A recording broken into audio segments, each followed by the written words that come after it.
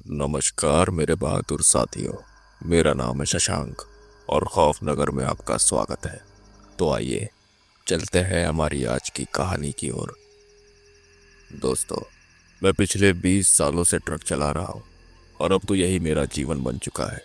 कभी सर्दी, कभी गर्मी, कभी बरसात, हर मौसम में गाड़ी चलानी पड़ती है। दिन हो या रात, रास्ते में कभी न रुकने वाला काम है हमारा। सालों से भारत के कोने कोने में गया हूँ। हाईवे की जिंदगी, होटल की चाय और सुनसान रातें, सब मेरे लिए रोज की बात है। जैसे जैसे मेरी उम्र बढ़ी, वैसे वैसे डर की जगह आदत ने ले ली। अब ना तो सुनसान जंगल डराते हैं, ना ही वीरान रास्ते। मगर एक बात ऐसी आई जिसने मेरा पूरा नजरिया ही बदल कर रख दिया। ये बात है जनवरी 2022 की। ठंडी का मौसम था। दिन में हल्की धूप निकलती थी, लेकिन जैसे ही सूरज ढलता, ठंडी हवा हड्डियों तक उतर जाती थी। उस दिन दोपहर के समय मैं नागपुर के इंडस्ट्रियल एरिया से लोडिंग लेकर निकला था। गाड़ी थी एक लंबी ट्रेलर, जिसमें स्टील के भारी भरकम रॉड्स भरे थे। सामान छत्तीसगढ़ से रायगढ़ तक पहुंचाना था। रास्ता करीब 400 किलोमीटर का था और NH 53 से जाना था। इस रास्ते पर मैं पहले कई बार जा चुका था, इसलिए मुझे पूरा नक्शा याद था। कहाँ मोड़ है, कहाँ पेट्रोल पंप है, कहाँ ढाबा है, सब कुछ। मेरे साथ उस दिन मेरा पुराना खलासी था, धीरज शर्मा। धीरज मेरे साथ पिछले 1 साल से काम कर रहा था। उम्र रही होगी उसकी करीब 25-26 साल। दुबला पतला लड़का था, लेकिन दिल का साफ और मेहनती। वो अक्सर मेरे साथ लंबी दूरी की डिलीवरी पर जाता था। मगर धीरज थोड़ा डरपोक था। रात के समय जब हम किसी जंगल वाले इलाके से गुजरते, तो वो बगल की सीट पर चुपचाप बैठा रहता। ज्यादा बात नहीं करता, लेकिन उसके काम में कोई कमी नहीं थी। हमने उस दिन दोपहर के करीब 2:30 बजे नागपुर के इंडस्ट्रियल एरिया से लोडिंग ली थी। ट्रेलर में भारी भरकम स्टील के रॉड्स थे। गाड़ी का वजन इतना था कि हर गड्ढे और मोड़ पर झटका साफ महसूस होता था। नागपुर शहर से निकलते ही ट्रैफिक थोड़ा हल्का हो गया था। हम धीरे धीरे अपनी रफ्तार से आगे बढ़ते गए। रास्ते में एक जगह हमने रुककर होटल की थाली भी खाई। रोटी, दाल और चावल। खाना सादा था, लेकिन सफर लंबा था, इसलिए पेट भरना जरूरी था। जैसे जैसे शाम होती गई, मौसम ठंडा होता गया। सूरज ढलते ही अंधेरा घिर गया और चारों तरफ का माहौल बदल गया। हम उस समय तक भंडारा के करीब पहुंचे चुके थे, जो नागपुर से लगभग 70 किलोमीटर दूर है। रात के 11 बज चुके थे। हाईवे पर अब गाड़ियां बहुत कम हो गई थी। कभी कभार कोई ट्रक या बस पास से गुजरती, और सड़क पर पूरी खामोशी थी। NH 53 की रोड अब एकदम सुनसान लग रही थी। सड़क के दोनों तरफ ऊंचे ऊंचे पेड़ थे और बीच बीच में दूर कहीं खेतों में से कोई टिमटिमाती रोशनी दिख जाती, जो शायद किसी किसान के घर की होगी, लेकिन वो भी जल्द ही अंधेरे में गुम हो जाती। मैंने जैकेट पहन रखी थी, लेकिन फिर भी हाथ सुनने पड़ने लगे थे। धीरज मेरे बगल में बैठा था, बार बार खिड़की की ओर देखता, फिर गर्दन झुकाकर खुद को जगाने की कोशिश करता।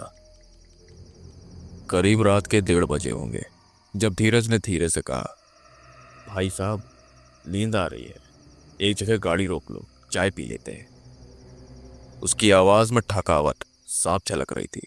मैं भी समझ सकता था कि अब शरीर साथ नहीं दे रहा है। सच कहो तो मुझे भी अब आंखों में भारीपन महसूस हो रहा था। स्टीयरिंग पकड़ना मुश्किल लगने लगा था। हल्का हल्का सिर दर्द भी हो रहा था। मैंने चुपचाप मीटर देखा। डीजल अब भी आधा टैंक बचा हुआ था, मतलब कि अभी लंबा सफर तय कर सकते थे, लेकिन दिमाग और शरीर अब ब्रेक मांग रहे थे। मैंने धीरे से कहा, हाँ तू सही कह रहा है, एक कप चाय मिल जाए तो थोड़ी जान में जान आ जाएगी, और अगर पेट्रोल पंप भी दिख गया तो भरवा लेंगे। धीरज अब गाड़ी की सीट पर बैठा, जैसे चाय की बात सुनकर उसमें थोड़ी ऊर्जा आ गई हो।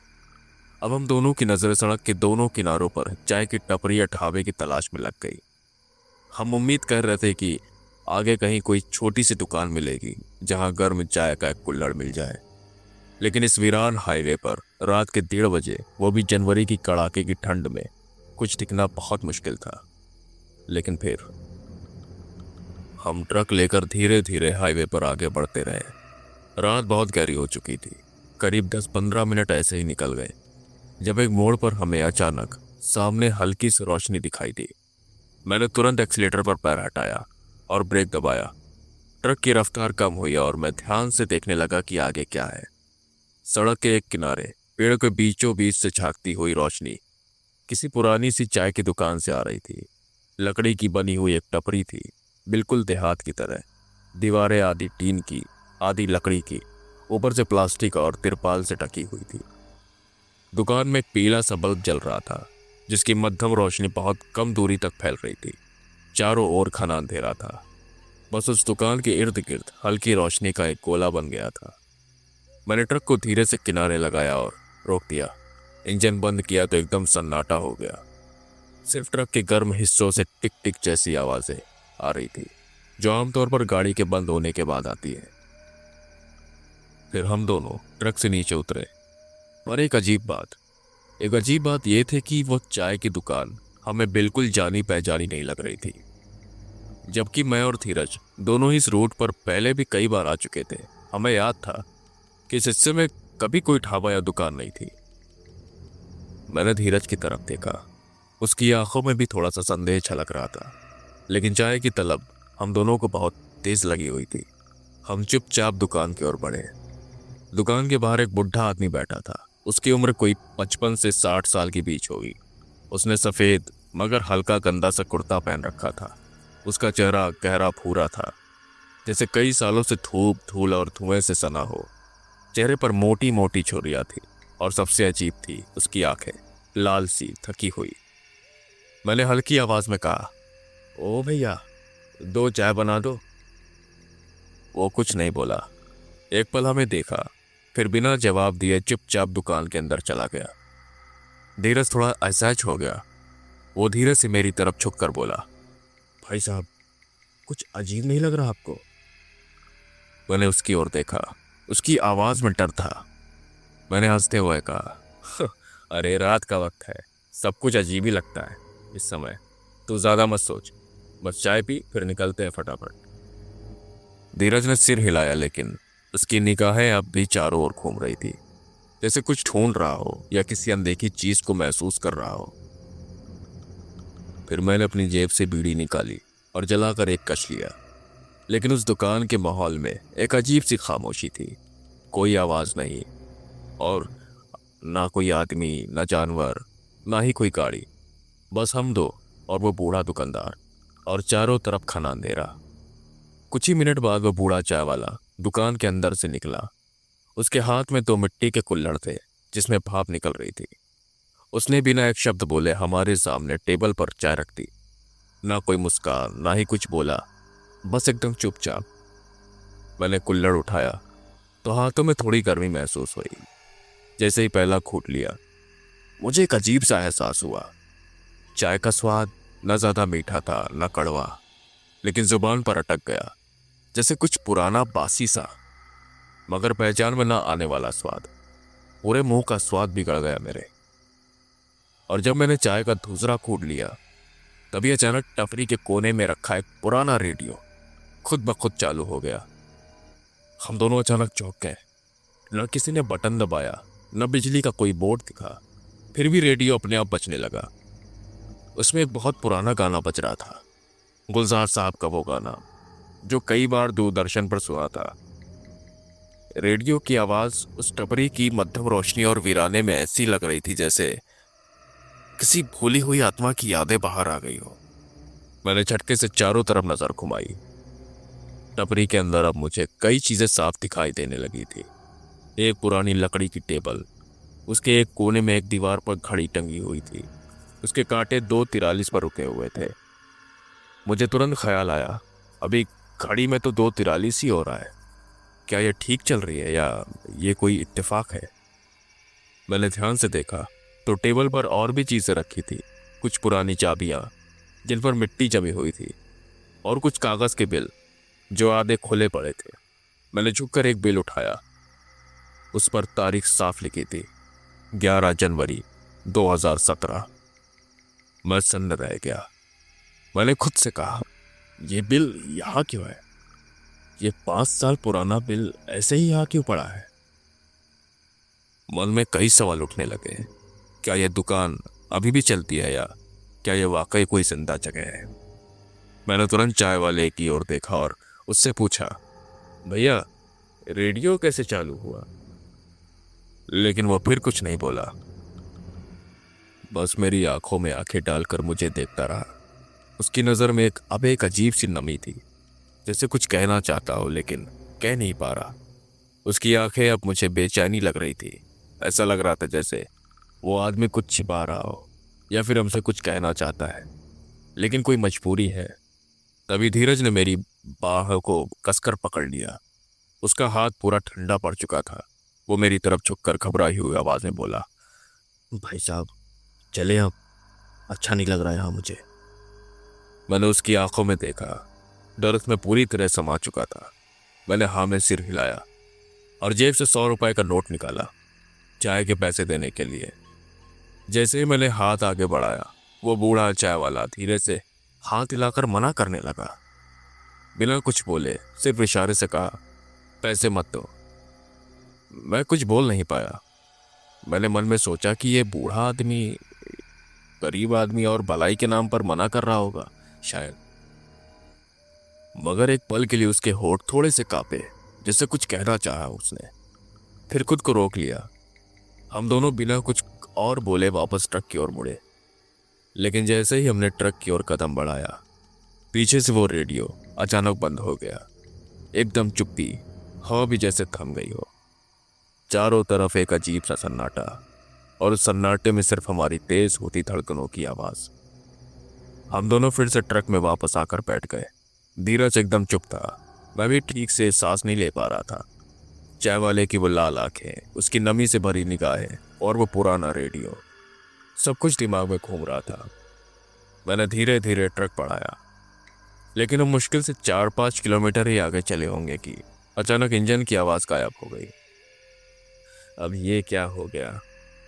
मैंने घबरा कर कहा। धीरज, जो अब तक चुप बैठा था, बोला, अभी तो फ्यूल आता है, ऐसे कैसे बंद हो गया?" फिर हम दोनों ट्रक के नीचे उतर आए। मैंने बोनट खोला। इंजन एकदम ठंडा था, जैसे कई घंटों से चला ही ना हो। मैंने टॉर्च जलाकर नीचे झांका। ना कोई लीक, ना वायरिंग में दिक्कत, लेकिन ट्रक बस मरा हुआ खड़ा था। धीरज की सांसें तेज हो रही थी। उसकी आंखें आसपास कुछ तलाश रही थी, जैसे कोई इंसान या कोई मदद। उसी वक्त हमें पीछे से एक तेज हेडलाइट आती दिखी। एक ट्रक हमारी ओर आ रहा था। हमने हाथ हिलाया। वो ट्रक कुछ ही दूरी पर आकर रुक गया। ड्राइवर ने खिड़की से सर निकालकर पूछा, क्या हुआ भाई, कोई दिक्कत है क्या? मैंने कहा, दादा गाड़ी बंद हो गई है, कुछ समझ नहीं आ रहा, इंजन भी ठंडा है, जैसे कई घंटों से चला ही नहीं। वो ट्रक ड्राइवर नीचे उतरा। उम्र करीब 40 साल रही होगी। उसकी कंधे पर गमछा डाला हुआ था और हाथ में एक टॉर्च। उसने हमारी ट्रक की हालत देखी, फिर मेरी और मुड़कर कहा, कहाँ से आ रहे हो? मैंने जवाब दिया, दादा नागपुर से निकले थे, अभी थोड़ी देर पहले एक चाय की दुकान पर रुके थे, वहीं पीछे वाले मोड़ पर हल्का पीला बल्ब जल रहा था। मेरी बात सुनते ही उसका चेहरा बदल गया। उसकी आंखों की पुतलियां फैल गई। फिर 1 मिनट बाद वो धीरे से बोला, कौन सी दुकान? मैंने कहा, अरे वही सड़क के किनारे एक टपरी थी ना, लकड़ी की।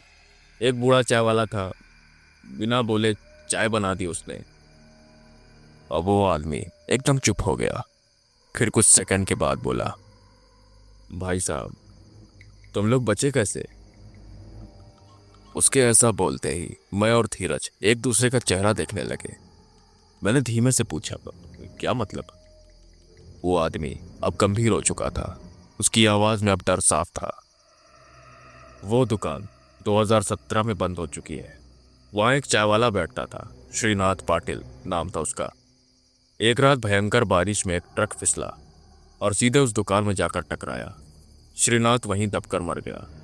उसके बाद से उस जगह पर जो ट्रक वाले रुकते हैं, उनमें से कई कभी दोबारा नहीं दिखाई दिए।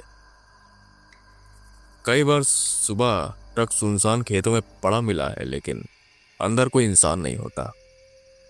मेरी नसों में ठंडक उतर गई। धीरज की आंखें फटी रह गई। मैंने फिर कांपती हुई आवाज में पूछा, लेकिन हमने तो उससे बात की, उसने चाय दी कुल्हड़ में, पैसे देने गए तो मना कर दिया उसने। वो आदमी अब हमारी आंखों में देखता हुआ बोला, वही तो, जो चाय तुमने पी वो चाय नहीं थी, वो उस आत्मा का जाल है। वो असली चाय नहीं देता, कुछ और देता है, जो इंसान इस अंदर जाते ही उसे उसी मोड़ से बांध देता है, हमेशा के लिए। ये सुनते ही हम दोनों सन्न रह गए। धीरज एकदम सड़क पर बैठ गया। उसका चेहरा पसीने से भीग चुका था, वो कांप रहा था पूरी तरह से। मैंने गाड़ी की चाबी निकाली और बिना कुछ कहे फिर से ट्रक स्टार्ट करने की कोशिश की, और अजीब बात यह कि इस बार ट्रक एक ही बार में चालू हो गया। ना कोई हिचकी, ना कोई आवाज। मैंने फौरन स्टीयरिंग पकड़ा और गाड़ी बढ़ा दी। पीछे उस ट्रक वाले ने हमें टॉर्च दिखाकर रास्ता क्लियर करने का इशारा किया।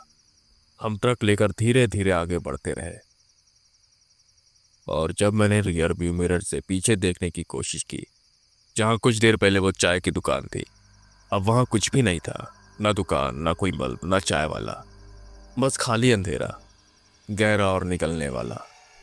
हम किसी तरह सुबह होते होते दुर्ग पहुंच गए। वहां एक वर्कशॉप पर पहले रुककर गाड़ी चेक करवाई। मैकेनिक ने कहा, गाड़ी में तो कोई दिक्कत नहीं है साहब, इंजन एकदम फिट है। मैं और धीरज उस दिन के बाद कभी उस रूट पर रात में नहीं निकले। दोस्तों, आखिर में मैं एक बात कहना चाहूंगा आप लोगों से। हम ट्रक वाले बहुत कुछ देखते हैं, कभी बारिश, कभी बर्फ, कभी सूनापन, लेकिन जो डर उस रात महसूस किया हमने, वो किसी एक्सीडेंट या खराब मौसम का नहीं था। वो डर कुछ ऐसा था जो इंसानी दुनिया से परे था। अगर आप कभी NH-53 पर रात को निकले और 2:30 बजे के आसपास एक चाय की दुकान दिखे, तो अपनी गाड़ी को रोकिएगा मत, क्योंकि हो सकता है आपकी वो चाय आपकी आखिरी चाय हो। दोस्तों, आज की कहानी में बस इतना ही। अगर आपको ये कहानी पसंद आई हो तो इस वीडियो को लाइक और चैनल को सब्सक्राइब जरूर करें। तो मिलते हैं आपसे अगली कहानी में। तब तक अपना ख्याल रखें और सुरक्षित रहें। नमस्कार।